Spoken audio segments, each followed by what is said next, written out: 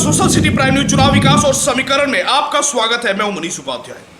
आज हम लोग हैं नगर परिषद अरेराज में और हमारे साथ हैं यहां से स्थानीय भारतीय जनता पार्टी के कद्दावर नेता और पूर्व प्रवक्ता संजीव कुमार दुबे जी। आपका बहुत बहुत स्वागत है हमारे चैनल। आपका भी बहुत बहुत धन्यवाद। आपसे हम जानना चाहेंगे, मोतिहारी लोकसभा में विगत जो कार्यकाल रहा है, लगभग 4 साढ़े 4 साल और 5 साल पूरा होने जा रहा है, इस कार्यकाल में क्या विकास हुआ है? नहीं, अभी तो ये 22 चल रहा है, 24 तक हमारा कार्यकाल है। 3 साल 2.5 साल अभी हुए हैं। उन 2.5 सालों में कोरोना काल था, कोरोना समूचे विश्व में था और उसका प्रभाव भारत में भी पड़ा था।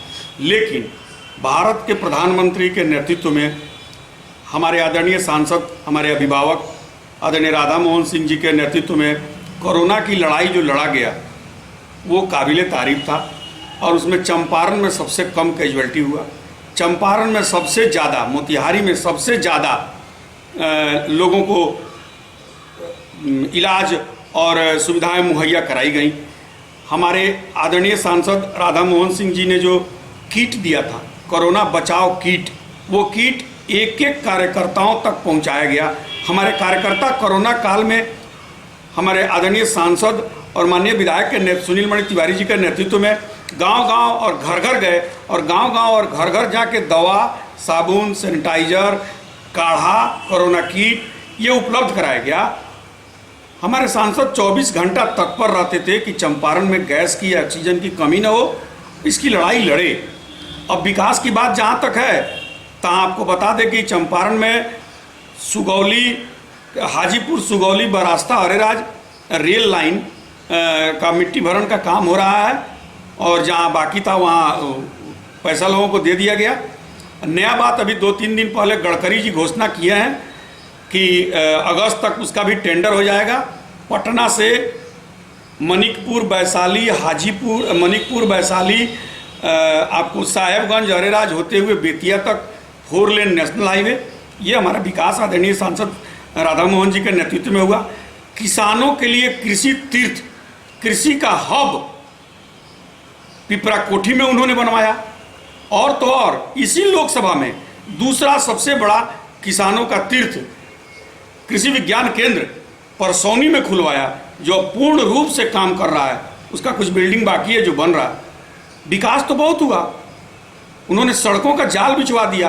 प्रधानमंत्री जी के सरकार के समायोजित एक फंड से, अलग के फंड से 2-3 सड़कें थी जो नहीं बन पा रही थी, उनको बनवाया। जैसे शंकर सरैया से चपवा, जैसे आपको दरियापुर से हरेराज, जैसे परशुरामपुर से संग्रामपुर।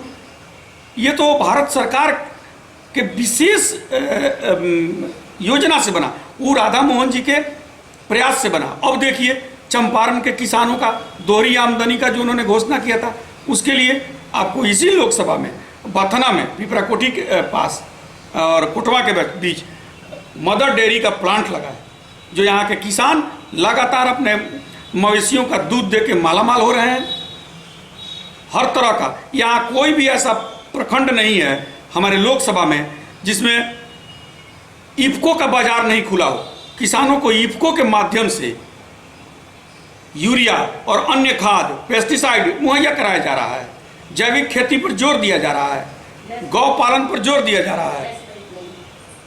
और हरसिद्धि के पास हिंदुस्तान पेट्रोलियम का बोटलिंग प्लांट, इतना बड़ा बोटलिंग प्लांट, हजारों ट्रक रोज भरे जा रहे हैं सिलेंडर, इतना बड़ा बोटलिंग प्लांट हमारे क्षेत्र में है। एक सवाल है, चंपारण को भारतीय जनता पार्टी बीजेपी का गढ़ माना जाता है।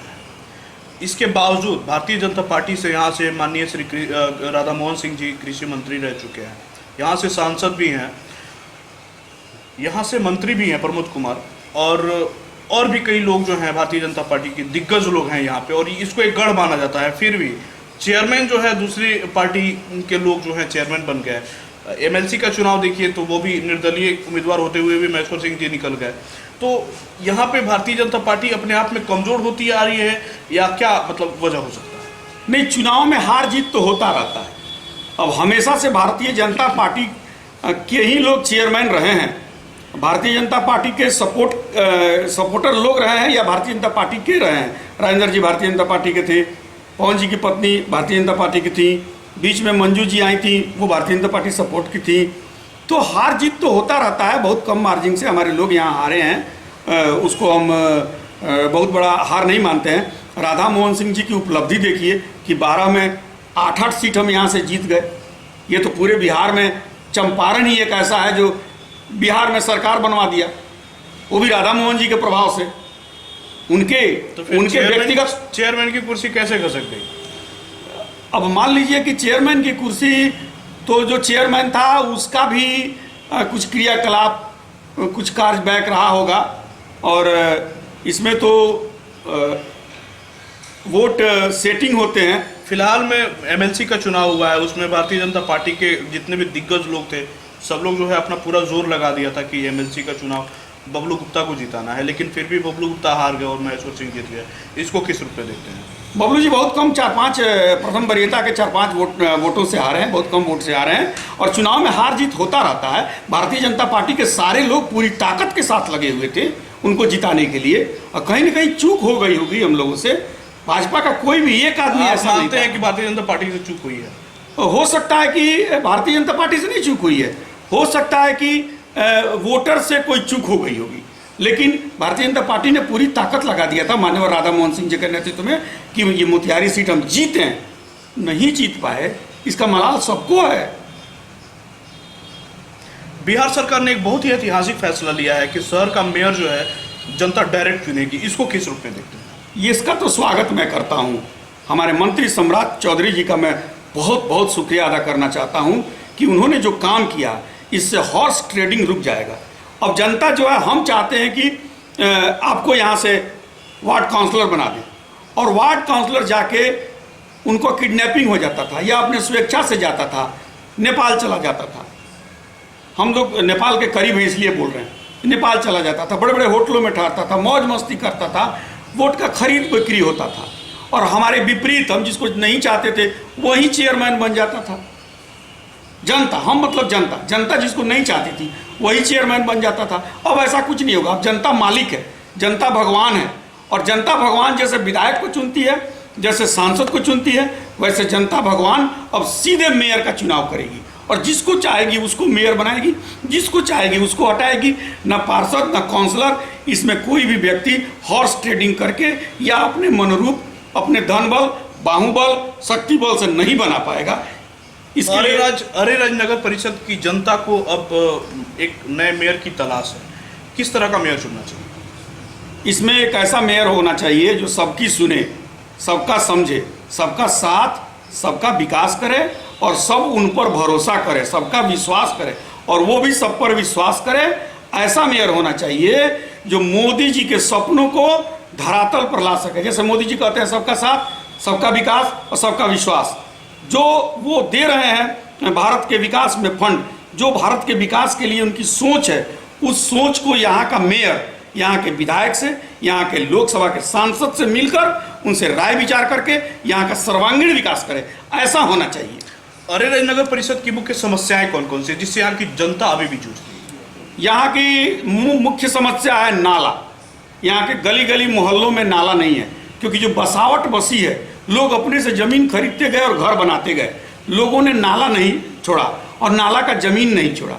तो यहाँ का मुख्य समस्या है कि नाला बने, गली गली नाला बने, गली गली सफाई हो, गली गली जो रोडें टूटी हुई हैं वो बने, लोगों का मुख्य सड़क से संपर्क हो। और ये सोमेश्वरनाथ की भूमि है, बहुत पवित्र भूमि है। यहाँ देश के कोने कोने से तीर्थयात्री आते हैं, साथ साथ विदेश से भी तीर्थयात्री आते हैं। तो यहाँ सफाई दोनों समय हो, यहाँ सफाई दोनों समय हो, और गली गली स्ट्रीट लाइट लगे, जो अब लग रहा है। ये इतने दिनों के बाद मोदी जी के सौजन्य से और बिहार सरकार के सौजन्य से लग रहा है, ये गली गली लग जाए और सफाई हो, नाले बने, सड़कों का जीर्णोद्धार हो, यही यहाँ का, और मंदिर का विकास हो, तो यहाँ का विकास होगा। यही यहाँ की मुख्य समस्या है, और जिसका समाधान आने वाले मेयर को करना ही होगा।